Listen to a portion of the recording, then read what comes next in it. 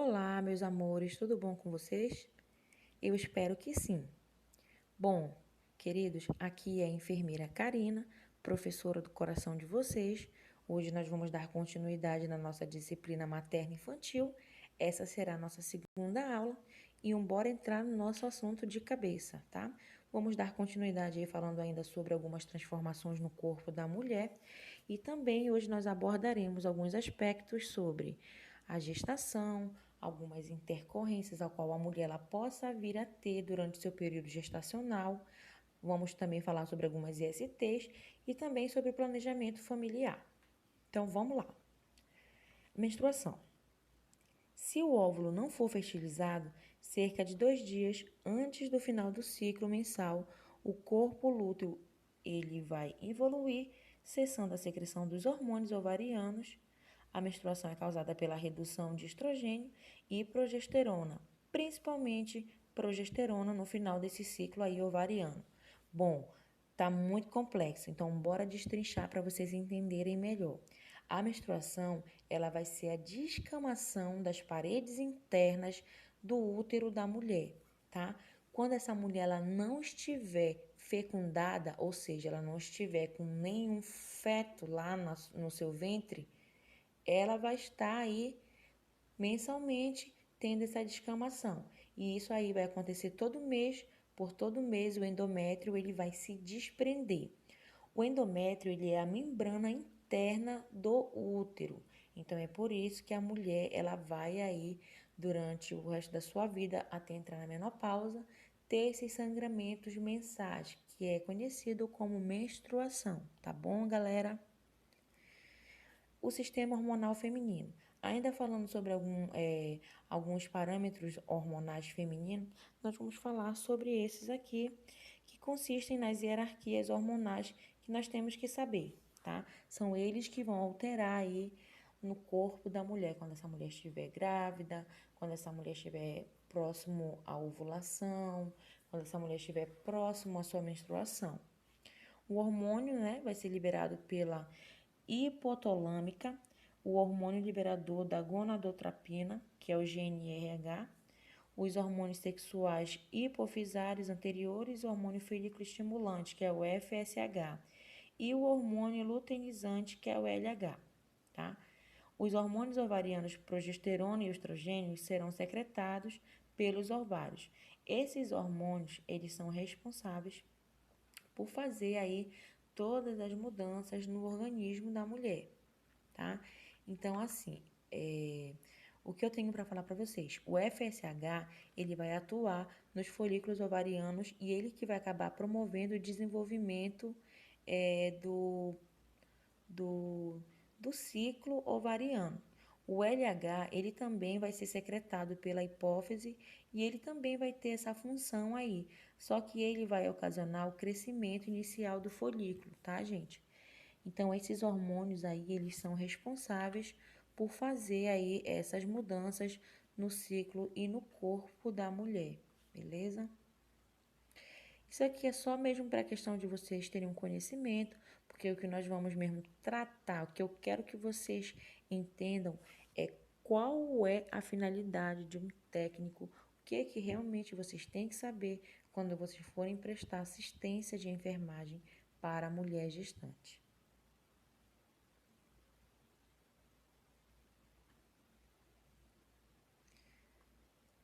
Período fértil, tá?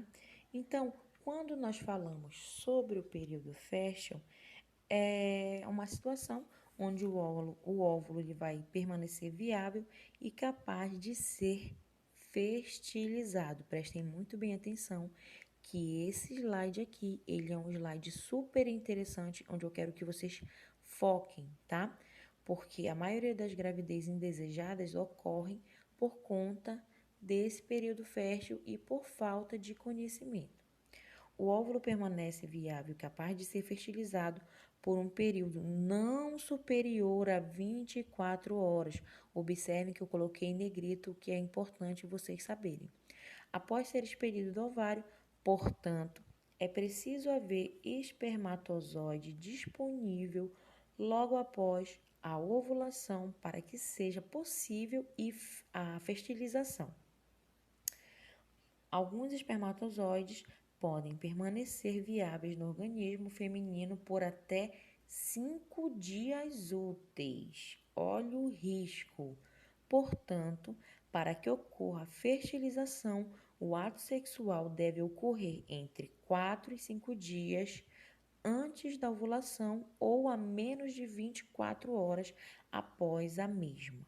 Porém, utilizar esta informação para evitar uma gravidez não é indicado, pelo amor de Deus, tá? Não vão se basear somente nisso, porque vai, que dá lá um erro e aí você venha a ter uma gravidez indesejada.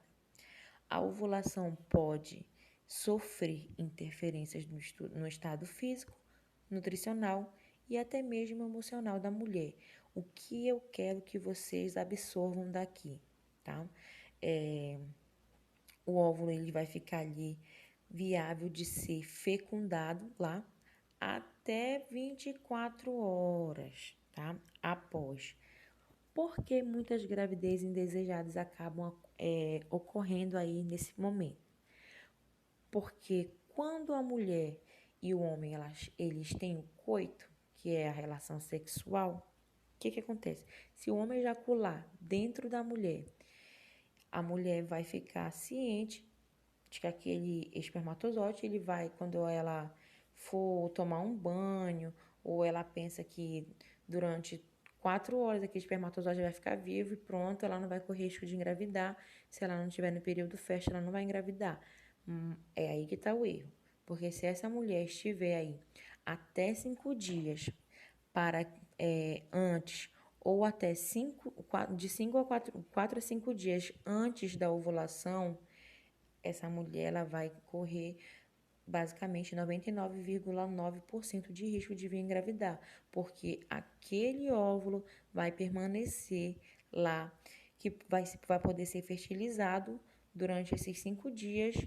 Ele vai ficar lá no útero esperando um espermatozoide, e aí se ela tiver um coito, uma relação sexual, ela vai vir a engravidar com quase 100% de certeza.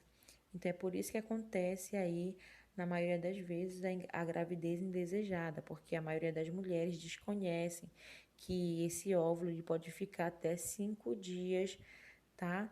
Durante lá, 5 dias ele pode ficar armazenado lá no útero. E aí, o que vai sofrer aí, a mulher que vai sofrer maior alteração nesse momento da ovulação, tá? Quando a mulher está no seu estado físico abatido, se ela não tiver bem de saúde, se ela estiver muito debilitada, se ela estiver desnutrida, ou até mesmo se essa mulher estiver passando por algum transtorno psicológico, por muito estresse, ou ela esteja passando por um momento de tristeza, tudo isso vai acabar influenciando no desenvolvimento aí desse óvulo.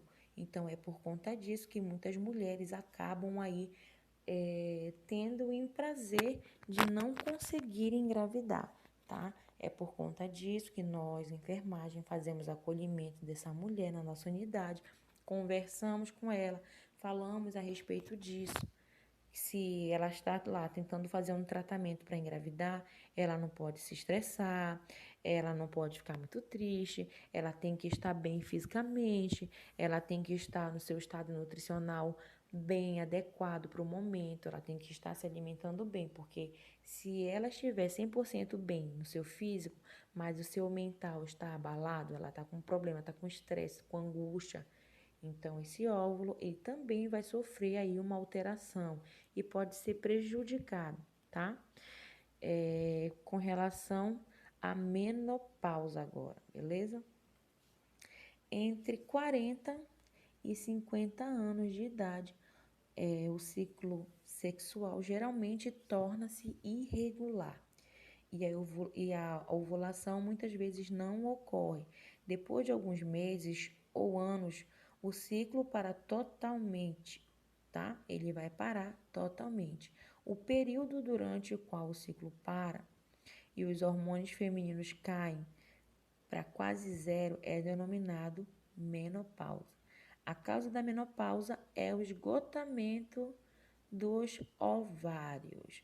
Durante quase toda a vida reprodutiva, cerca de 400 folículos ovarianos primordiais entram em amadurecimento e ovulam, e centenas de milhares de óvulos degeneram-se, tá? Acabam aí morrendo. Sobre a menopausa, que eu quero que vocês entendam, tá? A menopausa ela vai ocorrer de 40 a 50 anos, isso é fato, porém, tá? Porém, existe uma regra. Nenhum corpo é igual, tá? Anatomicamente falando e fisiologicamente também falando. Se eu tenho uma adolescente que teve a sua primeira menarca, que é a primeira menstruação, com 11 anos, se ela iniciou o ciclo menstrual dela com 11 anos, ela iniciou muito nova. Então, eu sei que lá na frente, essa mulher, quando ela vir se tornar uma mulher, ela vai ter muito mais probabilidade em entrar na menopausa muito mais nova, muito abaixo dos 40 anos, tá? Então, o que vai dizer? Não é uma regra que a mulher vai entrar, não, eu tenho 38 anos, eu tô sentindo que eu tô na menopausa, mas não é porque é com 40 ou 50 anos, não, tá? Isso não é uma regra, mas isso acontece com a maioria das mulheres. O que vai acontecer? Essa adolescente que teve a sua primeira menarca com 11 anos de idade, ela pode vir a entrar na menopausa com menos de 40 anos. Tudo isso que vai dizer vai ser o corpo dela. Então, quanto mais tardio essa mulher ela tem a sua primeira menarca, muito mais tardio ela vai entrar na menopausa também, tá? Então, isso daí está muito relacionado. A menopausa ela está relacionada à primeira menarca e à qualidade de vida que essa mulher vem ter. Por quê? A menopausa ela vai ser o esgotamento dos ovários. Então, é por conta disso, por falta, né, desses óvulos, que a mulher vai acabar aí tendo o cessamento sanguíneo. Por quê? Na menstruação, o que se descama é o endométrio, tá? O endométrio é a parte lá da membrana interna do útero, lembram? Então, o que vai acontecer? Se não tem óvulo para esse endométrio fixar, como se ele fosse lá preparar essa mulher para uma gestação, se não tem óvulo, não tem como ter endométrio, porque, vamos entender, o endométrio, ele é o momento de planejar aquele útero para a mulher gerar um filho. É como se fosse isso. Todo mês o nosso corpo se prepara para engravidar, tá? Todo mês o nosso corpo ele está se preparando para gerar um filho. Só que isso não acontece na maioria dos casos. A mulher não quer um filho. Então, ela faz uso de algum anticoncepcional, algum contraceptivo, e aí esse endométrio ele acaba se descamando para transformar novamente em um novo local. E aí, durante todo esse período da vida da mulher, até ela entrar na menopausa, isso vai acontecer. É por isso que é importante as mulheres, quando entram na menopausa, fazer reposição de cálcio, fazer reposição de hormônios, para que o corpo dela consiga trabalhar com pelo menos aí 99, 89, 80%, como ele era antes de entrar aí no período da menopausa, tá? Agora nós vamos falar um pouco sobre o planejamento familiar. O planejamento familiar, até meados do século XX, poucas famílias brasileiras deixavam de ter 5 ou 6 filhos. Havia uma lógica razoável por trás da natalidade tão alta. Gente, isso aqui é histórico, tá? E é muito importante porque desperta muito curiosidade e realmente, se você parar para analisar, são coisas assim que fazem todo sentido, tá? Faz todo sentido e realmente isso daqui é uma coisa que nós temos que utilizar na nossa vida pessoal, na nossa vida profissional. Nós temos que falar para os nossos pacientes a respeito do planejamento familiar. Vai fazer o acolhimento dessa gestante, já começa a conversar com essa mulher a respeito do planejamento familiar. tá? Porque lá que o que eu quero dizer para vocês aqui? Havia uma lógica razoável por trás da natalidade tão alta. Qual que eram as razões de, próximo lá do século XX, por que que a taxa da natalidade ela era tão alta? A maioria da população vivia no campo, numa época da agricultura primitiva, em que as crianças pegavam no cabo da enxada já aos 7 anos de idade. Quanto mais braços disponíveis haviam na família, maior era lá a probabilidade da sobrevivência. Então, aqui eu só lendo para vocês já conseguem ter uma noção de que essa causa aí, ela era uma causa lógica para aquele momento, tá? Quanto mais quantidade de familiares, de dependentes, maior seria um número de braços para trabalharem. Antigamente não existia Sky, não existia,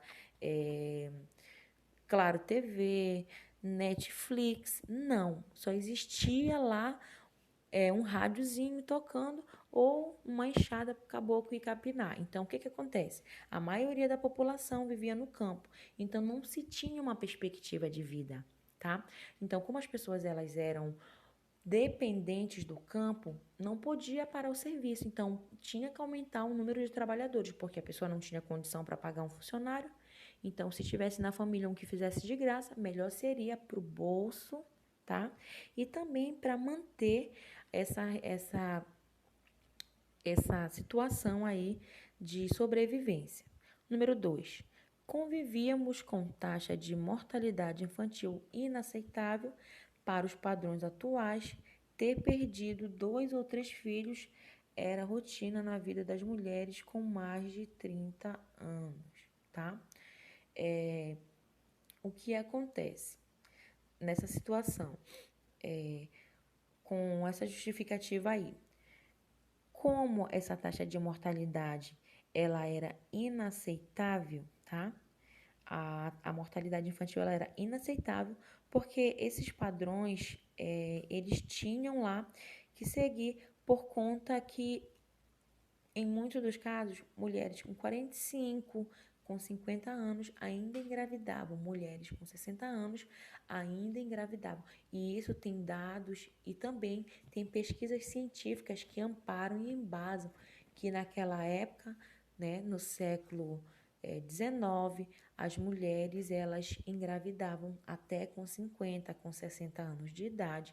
E aí também existia lá uma taxa de mortalidade que era alta por conta aí desse despreparo e também porque a mulher ela já não estava mais com o corpo dela preparado para receber uma gestação. Ela já estava entrando na fase da menopausa e esse corpo ele já estava se preparando para um outro momento, tá? Então, por conta disso, muitas das vezes as mulheres acabavam perdendo seus filhos. Além da cirurgia e dos preservativos de barreira, não existiam recursos médicos para evitar a concepção na década de 1960, quando as pílulas anticoncepcionais surgiram no mercado e a migração do campo para a cidade tomou vulto, uma absurda associação de forças se opôs terminante ao planejamento familiar no país, os militares, os comunistas e a Igreja Católica. Bom, isso daqui já é uma situação à parte, tá? Por quê? O que que acontece? A Igreja Católica, a força militar, a Igreja Católica, ela considerava, né, antinatural.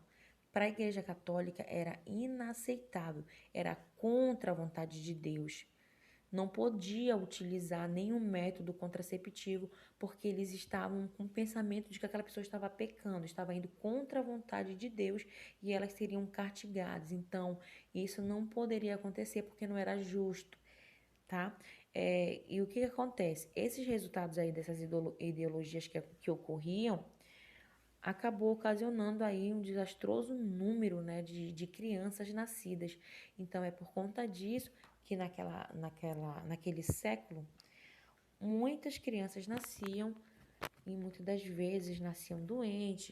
a mãe morria no parto, a criança também morria no parto, porque não se tinha aí esses métodos. Os métodos eles não eram aceitados por conta de muitas situações dessas que aconteciam, tá? E com relação aí aos militares, os militares gostavam quando nasciam aí, quanto mais crianças nasciam, principalmente do sexo masculino, mais eles teriam aí oportunidades de ir para a guerra e também de ganhar uma guerra com maior quantidade de soldados.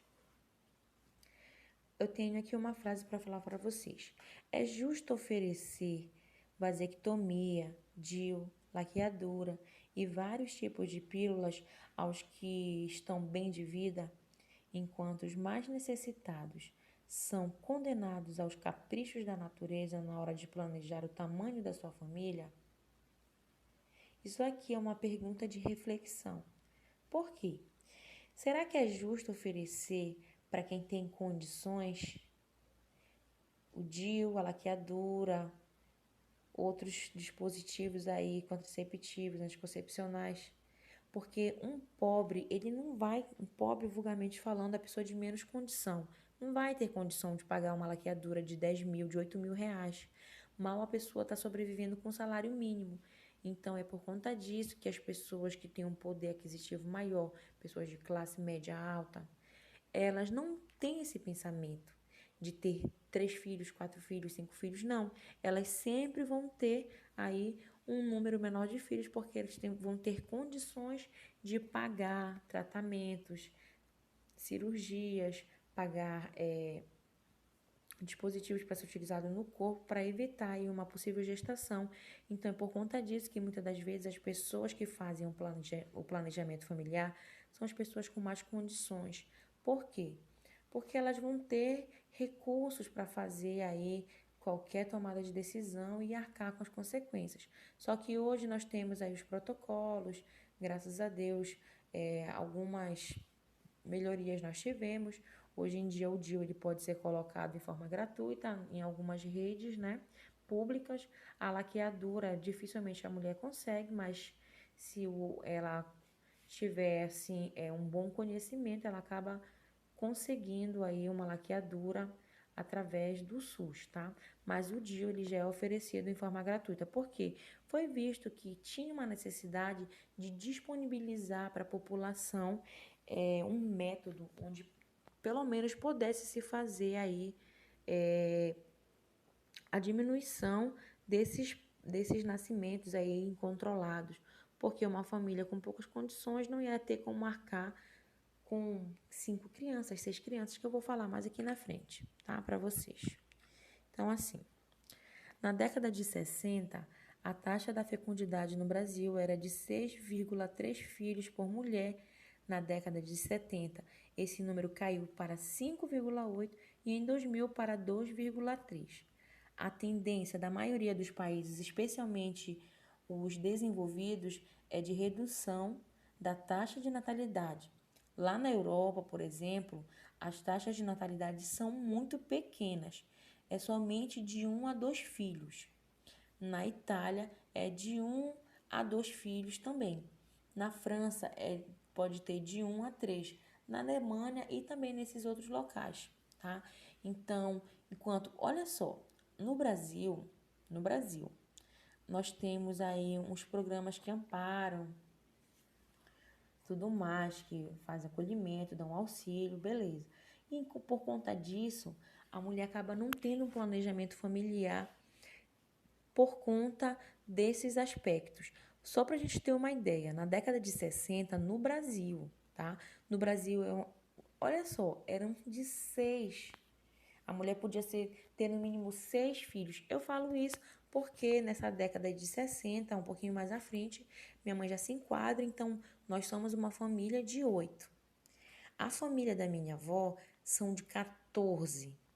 14 filhos a minha avó teve, minha mãe teve 8. Na minha família, que são os filhos da minha mãe, o máximo de filho é 1. Ninguém teve mais de um filho. Então, isso é para a gente ver a evolução do pensamento. Quando se tem um planejamento familiar, a gente consegue aí fazer toda essa relação, né? A gente consegue Dosar. Será que essa quantidade é bom? Será que mais de um filho, mais de 2 filhos não vai ser muito sobrecarregado? Eu vou conseguir manter esses filhos? Da onde que eu vou tirar esses recursos? Será que esses recursos eles vão vir de uma forma para mim fácil ou eu vou ter mais dificuldade se eu tiver um ou se eu tiver 3? Entendeu? Então, essa que é a relação aí. Então, hoje nós tivemos aí essas transformações. Hoje nós podemos perceber, principalmente nos países desenvolvidos, que a meta por filho mesmo são no máximo 2, tá? Realizado pelo casal, o planejamento familiar compreende, tá? Olha o que o planejamento familiar compreende: analisar, planejar e tomar as melhores decisões em relação a quantos filhos o casal terá e quando isso deverá acontecer, tá? Então, a gente pode perceber que o planejamento familiar é maravilhoso, porque ele vai analisar, planejar.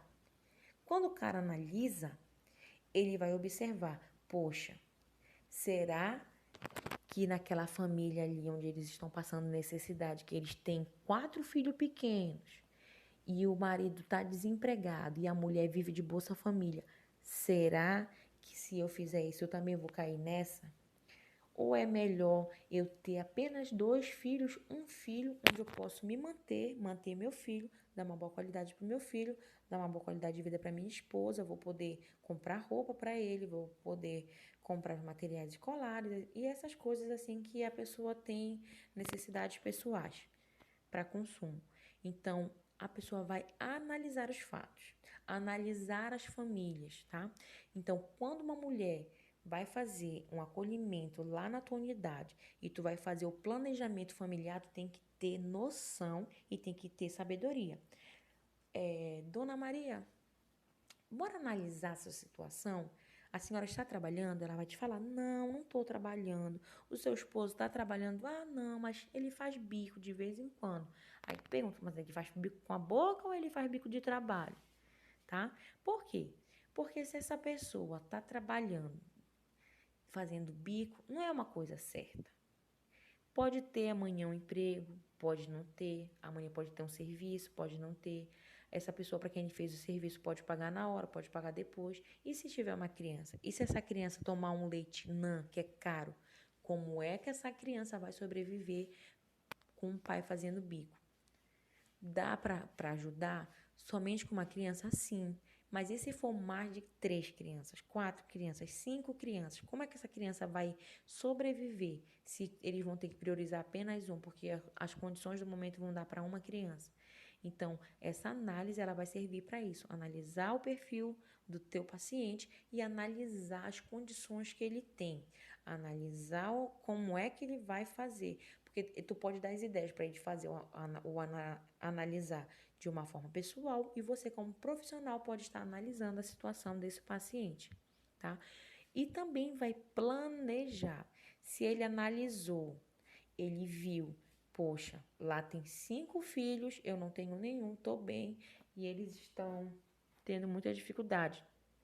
Ele quer ter uma família, ele tem uma esposa, já vivem há 10 anos juntos e estão pretendendo ter um filho. Olha, eles já analisaram a situação, eles viram o que eles querem somente um filho, então eles vão começar a fazer o planejamento, vão botar em ação. A mulher vai cuidar da saúde, vai verificar se ela tem alguma doença, se ela tem hipertensão, se ela tem diabetes, se ela tem HIV, se ela tem hepatite, se ela tem tuberculose, se ela tem sífilis, vai verificar se ela tem alguma doença que possa ocasionar uma intercorrência gestacional mais lá na frente. Cuidando da sua saúde, cuidando da saúde do parceiro, essa família ela pode vir a ter uma criança saudável, tá? Então, eles vão planejar como é que vai ser toda essa situação. O planejamento ele serve para isso, analisar lá, tá? Como é que vai ser essa situação? Ah, eu quero ter só um filho. Olha, com um filho dá pra gente passear, com um filho a gente não vai passar fome, com um filho dá pra gente matricular ele numa escola boa, com um filho dá pra me comprar a roupa dele de Natal, de Ano Novo, tá? Então, o planejamento é isso, é planejar o que você vai fazer lá na frente. Será que vai dar para mim ter um filho? Sim, vai. Eu quero ter um filho sozinha, eu quero fazer uma inseminação artificial. Então, você está planejando, tá? Você quer ser mãe só, independente, você quer dar uma vida boa pro seu filho, só que você está procurando um emprego. Aí você vai fazer todo o planejamento. E aí, por fim, você vai tomar a melhor decisão em relação a quantos filhos esse casal vai ter. Ou você conversa com eles e dá sua opinião como profissional, ou a família mesmo, olha, eu tomei uma decisão, eu quero ter 3 filhos, eu já me decidi, é isso. E aí você, como profissional, vai fazer o acolhimento, tá? Dessa família, vai cadastrar no planejamento familiar. Se for de início, vai colocar lá quantos filhos ela quer ter, se essa gravidez dela foi desejada ou foi indesejada, quantos filhos tem, se já teve algum aborto, se tem alguma pessoa doente na família. Você vai fazer todo o levantamento para acabar aí, cadastrando essa paciente no teu planejamento familiar, tá? O planejamento familiar, ele se destaca em 2 partes, na admissão, tá? E também no acompanhamento aí dessa paciente. Os métodos contraceptivos pelas quais o casal pode executar o planejamento familiar são pílulas, preservativos, diafragma, espermicidas, dentre outros aí que eu já falei antes, tá? Lá com relação aos contraceptivos. O planejamento familiar é importante para a criança e para os pais. Para a criança, porque esse conjunto de ações proporciona todas as condições básicas de sobrevivência da mesma, como saúde, educação, moradia e etc. Para os pais, pois eles podem preparar-se melhor para oferecer uma vida e um futuro mais estável para sua família, além de não comprometer as suas carreiras profissionais com o nascimento de um filho. Fora esses benefícios, o planejamento familiar evita abortos e abandono de crianças. Gente, o planejamento familiar ele é maravilhoso. O planejamento familiar é um programa maravilhoso que nós temos sempre que bater nessa tecla. Existe aí no planejamento familiar, você lá na sua unidade básica de saúde, você vai trabalhar o técnico, você vai fazer acolhimento, vai fazer triagem e vai falar aí, juntamente a equipe de enfermagem. Hoje em dia não precisa mais se ter uma gestação, não precisa se gerar um filho para pensar em abortar depois. Não. O planejamento familiar ele vem nessa contrapartida, tá? Por quê? O planejamento familiar, ele vai oferecer ferramentas e vai oferecer opções onde essa família ela possa se sentir segura para ter uma família. Se o casal não quer ter filhos, ele vai se cadastrar no planejamento familiar, vai ficar indo na unidade, vai ficar pegando preservativo, vai a mulher tomar, se por exemplo ela teve uma relação sexual onde essa pessoa ejaculou dentro dela, ela não quer ter filho. Hoje nós temos na unidade básica de saúde a disponibilização de pílula do dia seguinte, tá? Onde essa mulher pode estar tomando, aí evitando uma gestação. Então, hoje temos várias ferramentas que vão auxiliar para que essa pessoa ela tenha um bom planejamento familiar e que ela possa ter uma família onde ela possa sustentar essa família, como eu havia falado para vocês. Vai verificar saúde, educação e moradia. Poxa, se todos pensassem dessa forma, que o planejamento familiar vem para auxiliar como uma ferramenta positiva, seria maravilhoso, tá? Porque muitas pessoas seriam beneficiadas. E olha, só pensando pelo outro lado, já pensou esse planejamento familiar, ele vai evitar tantos abortos?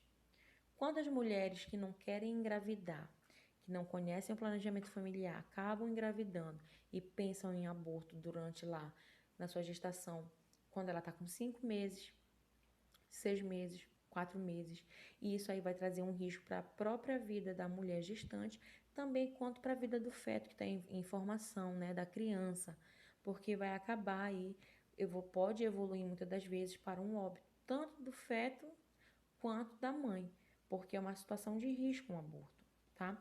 E o abandono de crianças. Quantas crianças nós vemos hoje abandonadas?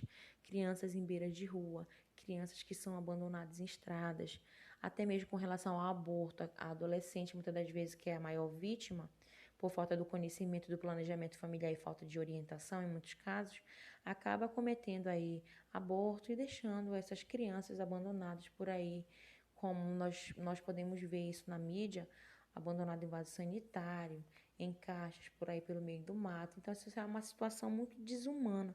E o planejamento familiar, ele veio para trazer a melhoria que a população precisa. E também evitar aí o abandono de crianças, famílias destruídas por conta aí desse processo de gravidez na adolescência ou uma gravidez indesejada, tá?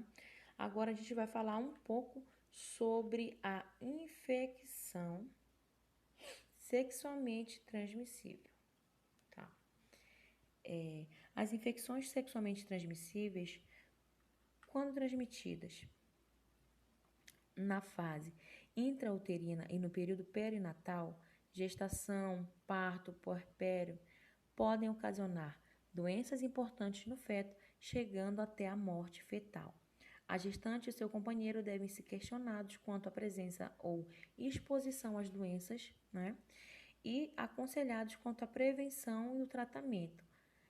Alguns testes devem ser realizados no pré-natal para diagnosticar as doenças. Gente, as ISTs, que eram conhecidas há pouco tempo atrás como DSTs, que eram doenças sexualmente transmissíveis, e hoje são conhecidas como infecções sexualmente transmissíveis, elas são um grande lado positivo aí da população, principalmente com relação à gestante. Por quê? Existem muitas pacientes, em alguns casos, que vivem com seu cônjuge por conta do período delicado, onde a mulher não quer manter relação sexual, às vezes ela se isola, ela quer ficar de uma maneira onde ela se sinta confortável para ela. Muitas das vezes é aí nesse momento que acaba ocorrendo de o cônjuge procurar por outras mulheres e manter relação sexual sem camisinha e acaba contaminando aí a sua parceira. Então, o grande problema está aí nesse acontecimento, tá? E isso acaba prejudicando tanto a mulher quanto o feto em formação, tá? Por quê? Se fala muito sobre isso. A mulher tem que respeitar o marido, não pode fazer isso, não pode fazer aquilo. E por muitas das vezes a traição ela vem mais pelo lado do homem. E aí a mulher ela acaba sendo acometida por uma infecção por conta dessas traições. Tá? Esses exames aqui, eles são recomendados para que a mulher gestante realizem eles, tá? Para verificar se ela não tem alguma dessas infecções aí que vão ser de uma forma prejudiciais tanto para a mãe quanto para o feto. Então, quanto mais precoce se descobre uma infecção, mais probabilidade de se obter um resultado positivo é bom, é melhor e é maior, tá? Porque o tratamento, quanto antes, ele vai trazer mais conforto e mais probabilidade de cura em certos tipos de infecções para essa gestante. Vou falar agora para vocês um pouco sobre a sorologia para sífilis, tá? A sorologia para sífilis, ele é o VDRL. Se vocês pegarem um papel lá com esse nome, vocês não se assustem, tá? O VDRL, ele significa sífilis, tá? O teste realiza... Esse teste, ele vai realizar o exame de sangue nessa mulher para ver se ela tem sífilis, se ela tiver, como é que ela vai ser tratada, porque assim, pelo menos, diminui o risco de transmitir pela placenta para a criança, tá? E ele vai ser repetido sempre, tá? No segundo semestre e no terceiro semestre, ou seja, ele vai ser repetido durante toda a gestação da mulher, no primeiro trimestre, no segundo e no terceiro. porque essa mulher, como eu falei, ela pode ter um cônjuge ou ela pode ter uma vida sexual ativa com diversos parceiros, mesmo gestantes, isso acontece, e aí ela pode acabar contaminando ou contraindo alguma dessas infecções. Aí a gente tem também o teste para hepatite B, tá? Que é o HBsAg. Ele deve ser solicitado a toda gestante na primeira consulta do pré-natal e repetido até o final da gestação também, tá? Até o último trimestre. Na gestação com HBsAg negativo, a mulher ela vai ter fator de risco para contaminação.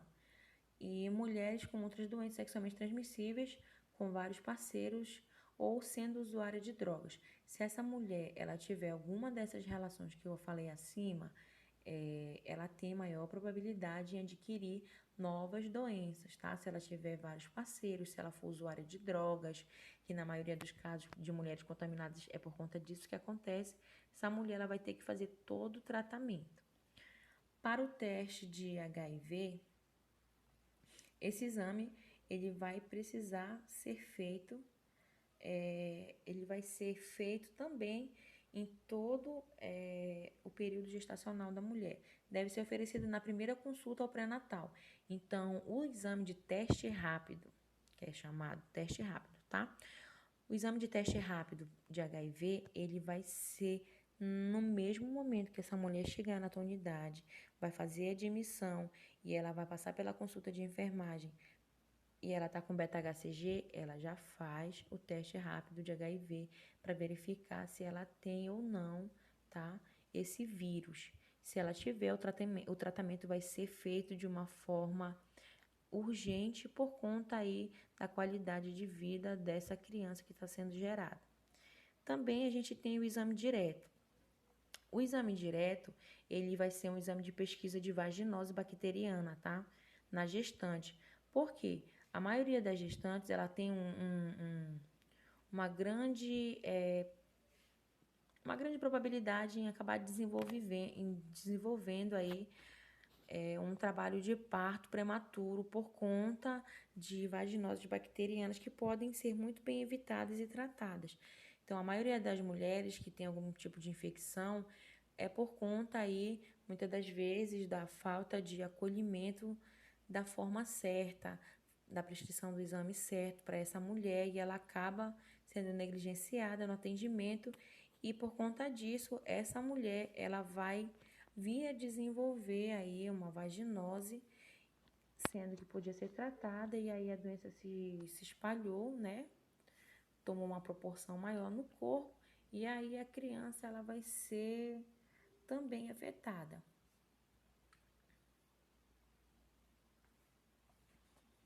Essas aqui são algumas possíveis consequências para a mulher. Uma grávida que pega uma IST pode apresentar os seguintes sintomas, tá? Ela pode apresentar lá no andamento da saúde futura um parto prematuro, ruptura prematura da placenta, doenças inflamatórias pélvicas, que são as DIP, hepatite crônica, câncer do colo do útero e infertilidade, tá? Então, assim, o que acontece? Essa mulher que não faz uso de camisinha ou manter relação sexual, ela tem uma maior probabilidade de adquirir aí uma IST e tudo isso vai ser prejudicial para o corpo dela e também para a criança. Então, essas são algumas das consequências que essa mulher pode ter, tá? Ela pode ter um parto prematuro, pode ter a ruptura prematura da placenta e também ela pode ter uma doença inflamatória pélvica e ela pode vir evoluir para uma sepse e também evoluir para um óbito. Então, quando uma mulher está gestante, tem um ditado que fala que o corpo dela está aberto, que ela fica sensível a tudo. E realmente é verdade. O corpo dela, ele vai estar muito mais sensível. Então, tudo que acontecer, essa mulher, ela vai vir a sentir os sintomas com uma forma muito mais potencialmente, onde, no caso, ela vai adquirir uma IST, ela vai sentir muito mais aí as consequências do que qualquer outra pessoa, porque o corpo dela está debilitado, passando aí energias para o bebê que está em desenvolvimento. As possíveis consequências para o bebê. Mulher grávida, ela pode transmitir para o filho, tá? Em uma forma de transmissão vertical, várias infecções adquiridas sexualmente. Essa transmissão pode ocorrer antes, durante ou depois, tá? Então, no período antes, durante ou depois, ela pode estar adquirindo aí uma IST e também passando para esse bebê. O vírus HIV e o treponema, por exemplo, que são o treponema é agente da sífilis, eles podem infectar o feto enquanto ele estiver lá na placenta. Em razão da capacidade, porque eles têm a capacidade de atravessar a placenta, tá? O HIV e o treponema. É por isso que quando uma mulher está com algum desses agentes aí, elas têm que fazer logo, com urgência, com emergência, na verdade, o uso do medicamento para controlar, tá? E essa mulher vir ter uma gravidez saudável. E o HIV também ele pode ser transmitido através aí da amamentação da mulher para o filho. É por isso que quando uma mulher tem HIV, ela não pode amamentar a sua criança, porque a contaminação também pode ser transmitida através da amamentação.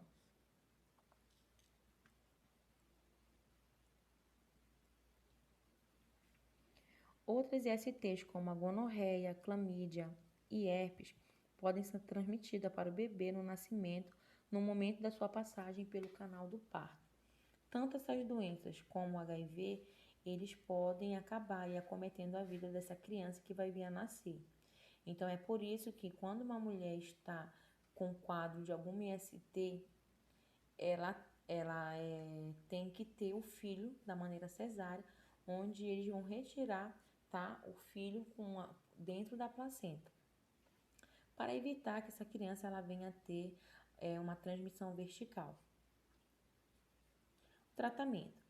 As doenças como a gonorreia, a sífilis, a tricomoníase, a clamídia, vaginoses bacterianas, elas podem ser tratadas e curadas com antibióticos durante a gravidez. Quando uma mulher aparece com alguma dessas infecções, o tratamento é feito na base do antibiótico. Na maioria dos casos é feito lá benzetacil, porque é um medicamento bem consistente, onde vai trazer um efeito positivo para a vida dessa mulher. Como as medicações elas são muito dolorosas, pois a dose delas são muito volumosas, a maioria das mulheres acaba desistindo do tratamento e aí acaba desenvolvendo a doença no seu estágio mais agressivo e por conta disso acaba aí muitas das vezes vindo a perder o bebê ou até mesmo evoluindo para um óbito. Não há cura para ISTs virais como herpes genital, HIV, mas o uso do medicamento antiviral pode reduzir os sintomas, que é o importante, né? Como eu falei, se a mulher estiver gestante e ela estiver com alguma dessas ISTs, é importante que ela faça o tratamento. Você verificou, fez o teste rápido, deu positivo para essa mulher, você tem que rapidamente encaminhar essa mulher, porque senão essa mulher vai vir a ter um aborto futuro ou pode vir a ter aí alguma outra intercorrência durante a sua gestação.